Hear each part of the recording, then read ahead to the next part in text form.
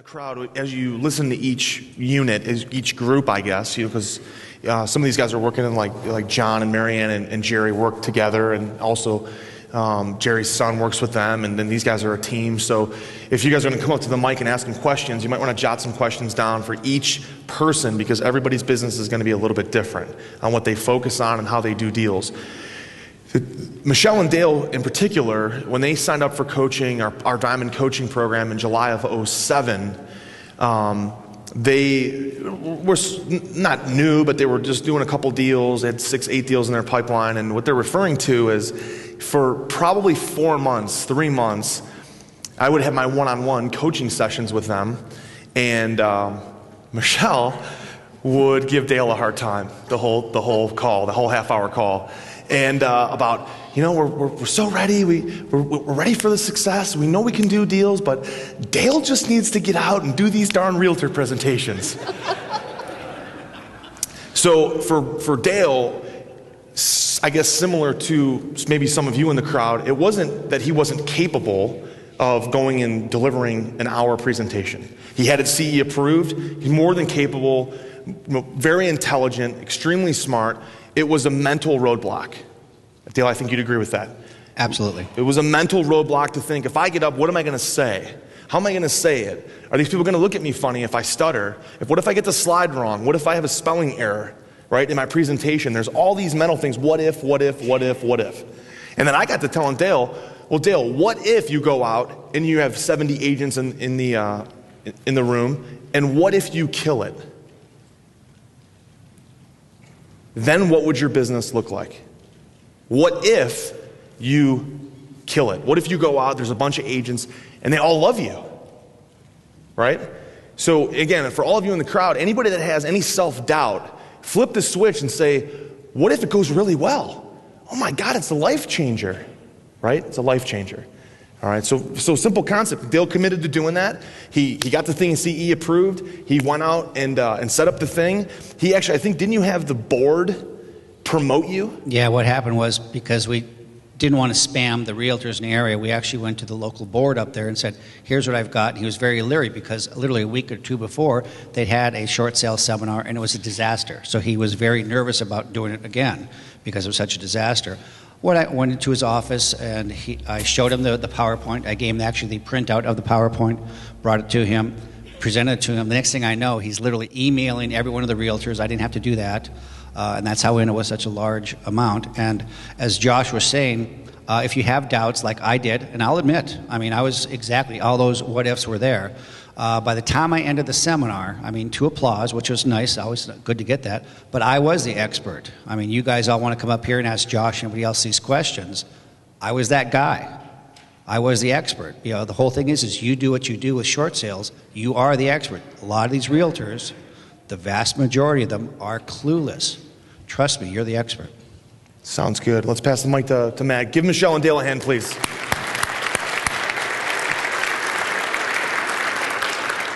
So our next guest is Matt Smith. Matt, let's hear a little intro, I guess, where you're from, how your business is set up, your structure, stuff like that. Alrighty. My dad was a school administrator and a / preacher, so when I get talking, I got a little bit of that teaching, preaching thing going. But I don't know about the rest of you guys, but when I got going, the reason I started, I thought I was going to be a school administrator. I was working on my master's degree to become a college professor. And I sat in a class one day and I started running the reel of my life forward, and I said, where am I going to be 20 years from now? And I saw a lot of metal filing cabinets and asbestos tiles on the floor and struggling to gain tenure, and I didn't like the way that looked. So the next day I dropped out of my master's program, and I didn't tell my wife I was doing that until later. So anyway, I started waiting tables and doing stuff like that, and one day I was sitting in a Borders bookstore, and like a bright shining light, Robert Kiyosaki, bam! There it was, Rich Dad, Poor Dad. I was like, and I know you all are afflicted by that. I know you've read that book. It's not just me. And I read that and I go, I got a Poor Dad. This is about me. So I read every book in the appendix of that, in the suggested reading list. I read every single one of them. And I was like, okay, now this is what I need to do. Since I don't have any vision, I don't have any purpose in my life, I don't know what it is I'm supposed to be doing with my life. I don't know why that people think they need to know what they're supposed to be doing with their life. I said, well, what I do know is when I find out what I'm supposed to be doing in my life, I better be in practice. I better be in shape, like running a marathon. I better have some practice of setting big goals and trying to achieve them. So when I do figure out what it is, I'll know that I can do that. So I said, I'm going to set some big old whopper of a goals out there and try to hit those targets so that I can see what I can do when I really set my mind to it. So I started slow, low-level goals. And I said, no, that's not big enough. So I set bigger goals. And I figured business, adventures in capitalism would be a good way to start because I can keep score real easy. So plus my family had done it, and I was like, hey, this sounds like a lot of fun. So we'll set a big goal, and even if I fail at it, I'll have a lot of money so that I can do what I want to do when I figure out what I want to do. And so that's how I got going, and I figured real estate was the best way because they'd loan me money to buy my first investment to get into business, which they wouldn't do with a lot of other things. So I bought my first house. Actually, I charged $5,000 on a credit card to buy a course at the time when I was making $80 a day substitute teaching. And didn't tell my wife I was doing that either. That was probably a mistake. And but I figured that way I'd burn the bridges, just like the Vikings did, and you burn the bridges and you couldn't go back. So the only way I could succeed is if I actually did it and paid off the $5,000. I wasn't going to do that, so I did it. I bought my first house and sold it. And fixed it up myself, charging it all on credit cards, Home Depot, Visa, everything I could get. So I fixed it up, sold it, paid everything off, and that was my first deal getting into real estate. And I got the unfortunate affliction of rehabbing and flipping houses from that first one.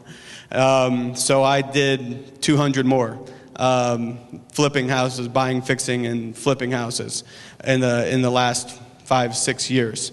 But one day I was sitting in Des Moines, Iowa. I don't know how I ended up there, but I'm there.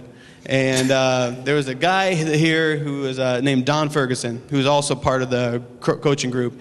And Don was showing up offering me deals on houses. He was like, Matthew, you want to buy this house over here for $35,000? I'm like, hell yeah, I want to buy that for $35,000. And not only that, Don, he was talking to another guy in the driveway about whether he wanted to buy it or not.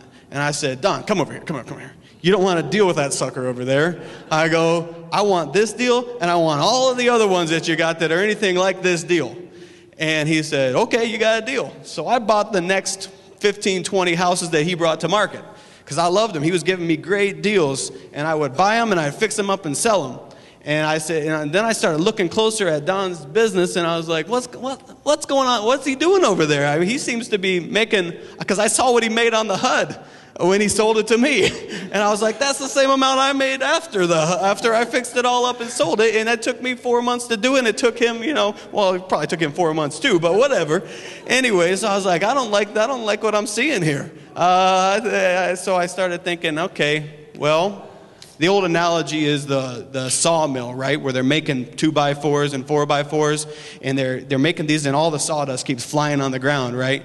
And one day someone realizes you can pick up that sawdust and you can press it into boards and make all kinds of stuff. Well, I had tons of sawdust lying around because people would call me with these short sale leads all the friggin' time.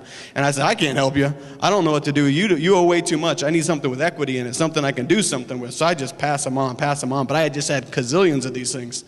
And I said, hey, Don can turn these lumps of coal into diamonds. I'm going to send them over him. So Don and I started working together.